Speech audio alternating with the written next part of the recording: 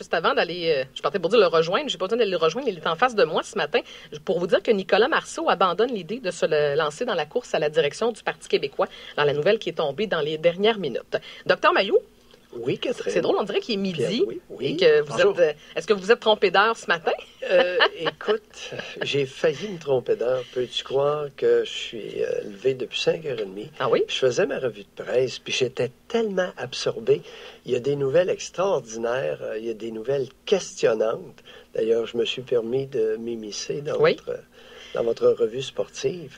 Il y a vraiment des choses, toute l'histoire des relations entre les joueurs dans les sports et le travail au noir qui gagne du terrain. Écoute, je me possédais plus. À telle enseigne, complètement distrait. À un moment donné, je me réveille 7h moins 10. Et vous n'étiez pas parti? Non. Bon, alors parce que j'avais demandé, juste préciser, j'avais demandé au Dr Mailloux d'être en studio aujourd'hui parce que Michel Villeneuve s'en vient dans les prochaines minutes. Il sera en studio pour une bonne heure et je vais vous avertir, je vous ai préparé un quiz, d'accord, pour 7h50. Oui. Un quiz, c'est des petites questions sympathiques. Je vous demande d'embarquer dans le jeu. Parce que parfois, quand je veux faire... Très difficile pour moi. Là, je vais vous demander de faire un effort, de comprendre que c'est un quiz et que c'est un jeu. Alors, on va bien faire ça. J'ai beaucoup de difficultés à jouer. Je suis compétitif. Oui, je le sais. Où est l'ennemi? L'ennemi s'en vient. C'est le choc des titans. À 7h50, soyez-y. Docteur Mailloux, je savais que vous alliez aborder ça ce matin. La majorité des joueurs de soccer témoins de violence.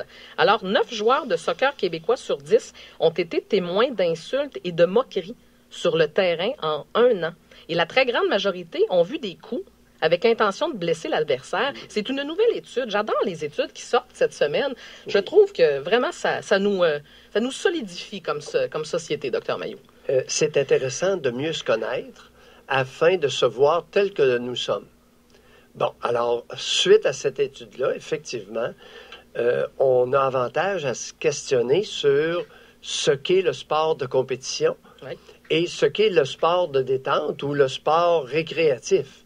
Alors, lorsqu'on s'amuse, une ligne de garage, ce n'est pas les huskies contre les cataractes. C'est pas le même niveau, je suis d'accord. Alors, c'est pour ça qu'en boutade, tout à l'heure, j'ai lancé, écoute, les tsunamis de l'autre côté, vaincre l'ennemi. Non, non, non. Non, non, non. On ne peut pas parler. C'est agressif. C'est violent. Et d'ailleurs, le langage sportif est rempli d'expressions comme celle-là. On va souvent parler de guerre de tranchées. Ça fait partie des expressions, ça fait partie du langage sportif d'utiliser des termes de combat. Oui, mais en même temps, c'est correct, Dr Mailloux. Qu'est-ce qu'il y a de mal là-dedans? Non, il n'y en a pas. Alors, d'où l'importance de bien se situer. Oui. Si on prend des jeunes et on les entraîne pour entrer dans des équipes compétitives, il va y avoir un gagnant et un perdant. Bon, le langage belliqueux a sa place, les insultes, les injures, tout ce qu'il faut pour déstabiliser l'adversaire, l'ennemi. L'ennemi? Mais... Bon, alors ça prend des munitions pour tirer sur l'ennemi et la parole peut en être une de ces munitions-là. Mais il y a une grosse... Surtout au soccer où à part de se donner des coups de mouchoir, on ne peut pas faire grand-chose d'autre. Un coup de genou. Au soccer, ça peut jouer dur. Mais moi, mon point, Dr Mailloux, entre la moquerie et les coups avec intention de blesser pour des jeunes, il y a une différence. Moquerie et sarcasme. Moi, j'en ai fait du sport quand j'étais jeune. Oui. Je jouais du baseball et je jouais du baseball avec les gars. Moi, j'ai joué jusqu'au niveau bantam. Oui. Et voyons donc, c'était déjà présent. Pensez-vous qu'il n'y avait pas de moquerie et de sarcasme qui se faisait entre les joueurs? Tu t'en vas en tournoi à l'extérieur et tu as une compétition. Là, à un moment donné, est-ce qu'on pourrait se calmer un peu? On n'est pas très tolérant. Une compétition. Oui. C'est quoi une compétition? Ben, c'est 2 équipes qui s'affrontent. C'est... Dans le but de déterminer un vainqueur. Ouais. Dans le but de déterminer un vainqueur. Oui. Et on va essayer de prendre les moyens décents pour y arriver. Ça peut supputer, impliquer toutes sortes d'attitudes. Mais c'est clair. Mais vous en pensez quoi de cette étude-là? Est-ce que ça vous inquiète ou... Non. L'étude est extrêmement intéressante et ça nous reflète. Alors, il y a beaucoup de personnes, d'adultes, gna-gna, qui voudraient que nous soyons tous... Tu sais, le peace and love là, des hippies, c'est loin d'être disparu, ça. Ce n'est pas une époque révolue. Alors, il y a des individus qui pensent que si nous nous aimions tous... la société serait beaucoup plus évoluée, sereine, avec des attitudes pacifistes, la résolution de conflits. On va s'aimer d'amour tendre. Vous avez l'air embarqué là-dedans. Tao. Le taoïsme. Oui, le général Tao, le bouddhisme. Non. Si quelqu'un te gifle, présente l'autre joue. ça donne qu'on n'est pas encore rendu là. Non. Et ce n'est pas pour les 50 prochaines années, j'ai mot à vous le dire. Et j'irais même plus. Alors, je suis pas sûre que d'ici 100 ans, alors ça va là, être fait. les gnagnans, si vous ne voulez pas d'un sport compétitif, vous pouvez créer des ligues récréatives. Et oui, c'est le fun. Ça peut être les ligues de garage. Les hommes qui jouent là-dedans ont beaucoup de plaisir. Oui, mais je serais curieuse de Jusqu'à voir. un âge avancé, puis même tantôt, on va emmener Pépé, on va le débarquer de sa chaise roulante, puis on va lui mettre des patins, je te le dis. Mais des fois, c'est pire dans les ligues de garage. Je sais pas si vous vous souvenez du film Slapshot, mais c'est une ligue de garage. On fait une parodie de ça et on s'insulte à qui mieux. C'est sûr que c'est une parodie, là. Oui, mais dans un contexte amical. On fait semblant de s'insulter, puis après, on prend une bière ensemble. Oui, mais là, par contre, on Alors, parle on se d'adultes. défoule. Maintenant, Oui. là où je veux en venir, c'est que pourquoi y a-t-il encore, aujourd'hui, en 2016, des sports de compétition où on veut se dévisser la tête? Ben, on veut se dévisser la tête. Je sais pas, docteur Mailloux. Tu sais, si nos cataractes sortent le mouchoir, je pense que les partisans ne seront pas heureux. On remet des mouchoirs aux partisans, mais on ne veut pas que les joueurs en aient dans leur poche. Non, je suis d'accord Et avec ils vous. commencent à se donner des gros coups de mouchoir sur la tête, là. Oui, oui. Mais là, par contre, on parle de joueurs entre 16 et 20 ans. Là, l'étude fait référence à des jeunes joueurs de Oui. soccer, des enfants début adolescence. C'est peut-être différent. C'est peut-être la différence majeure, elle est là, docteur Mailloux. Entre des coups pour blesser un jeune de 7-8 ans qui joue au soccer et ce qui se passe au cataracte, c'est quand même deux choses. Êtes-vous d'accord? Oui, mais écoute, il y a un niveau d'agressivité. C'est très variable. Je ne suis pas du tout scandalisé de découvrir ça de la nature humaine. Alors, il y a de jeunes enfants qui sont cruels. Les futurs adultes cruels l'ont été lorsqu'ils étaient enfants.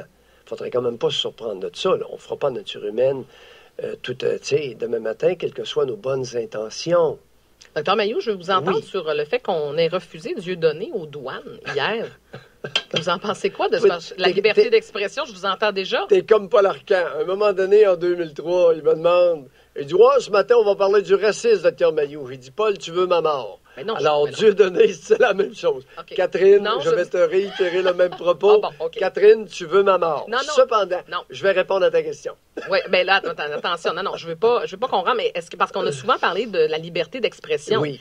Marine Le Pen a vécu un peu la même situation. Je compare pas les deux personnages. Lui fait face à, il y a un mandat d'arrestation qui a été émis contre lui. Mais moi, ma question, docteur Mailloux, c'est que le gars remplit les salles, il venait présenter des shows à guichet fermé. Alors, visiblement, ça intéresse des gens au Québec, la présence de Dieudonné. Oui. Et écoute, je ne peux pas m'empêcher de penser à une chronique de notre amie Denise Bombardier, il y a à peine quelques jours, il y a 4-5 jours, où elle déclarait les individus intéressés à l'entendre comme étant fichables par les policiers. Ça m'a un peu inquiété. C'est rendu loin, cette histoire-là. C'est rendu très loin, Catherine. On va voir qu'est-ce qu'il va devenir aujourd'hui. Alors, l'individu est considéré comme un criminel notoire. Il est interdit dans plusieurs pays. Et ce qui me fascine concernant Dieudonné, c'est la peur qu'il engendre. Oui. Comment s'expliquer que cet individu-là fait si peur? Mais Catherine, j'ai gros peur, Dieudonné s'en vient. Vous êtes un peu dans l'ironie, de ce que je comprends. J'ai vraiment gros peur. On en reparlera. Il va nous déstabiliser. Ben, il semble que ça déstabilise beaucoup de gens parce qu'il est craint, ce gars-là. Mais oui, vous avez raison. Et Pourquoi? ce qui m'interpelle, moi, à titre de psychiatre, c'est comment se fait-il qu'il est si craint? La question se pose, docteur Mailloux. Est-ce que vous avez rempli votre recensement? Faites-vous ça dans la vie? Non. J'ignore de quoi vous parlez. Je le savais. Vous avez de la misère à remplir un rapport d'impôt. Alors, je me doutais bien. Vous avez reçu probablement une documentation à la maison, un papier. J'ai Non. rien vu passer, Et, non? non, et vous pouvez remplir ça sur votre iPad, votre tablette que vous utilisez dans l'émission du midi. Ah, Alors, on va oui. voir un petit cours 101. Vous aviez jusqu'à hier pour le remplir. Visiblement, vous ne l'avez pas J'ai fait. rien vu de ça. Vous savez que... Je l'ai pas eu. Moi, je ne l'ai pas eu. On Vous, va y- autres, vous avez eu ça par la poste? En fait, tout le monde est censé l'avoir reçu, Oui. docteur. Non, mais honnêtement, je n'ai pas vu ça. Non? OK, parce que normalement, c'était jusqu'à hier. Alors, vous devez remplir un formulaire de recensement. Aucune idée. Alors, sans De quoi, quoi vous allez vous parlez? recevoir une amende ou l'emprisonnement.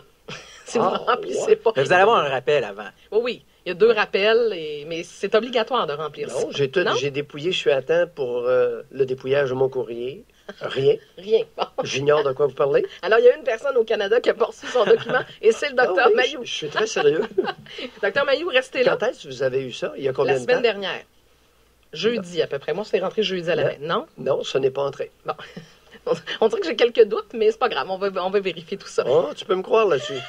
Docteur Mailloux, restez là parce que Michel Villeneuve s'en vient pour sa chronique. La bataille des titans. On a préparé un petit quiz sympathique pour nos 2 vedettes de la station. En plus, on sort les gens de la grande ville. Michel Villeneuve, qui est à Trois-Rivières, qui est à Shawinigan hier. On vous présente ça à 7h50. On a déplacé un petit peu François Vigeant, qui sera notre invité. Alors, imaginez, il y a de la testostérone en studio ce matin. Docteur Mailloux, Michel Villeneuve, François Vigeant. Je ne sais pas jusqu'à quel point on peut s'en remettre. On revient dans quelques instants.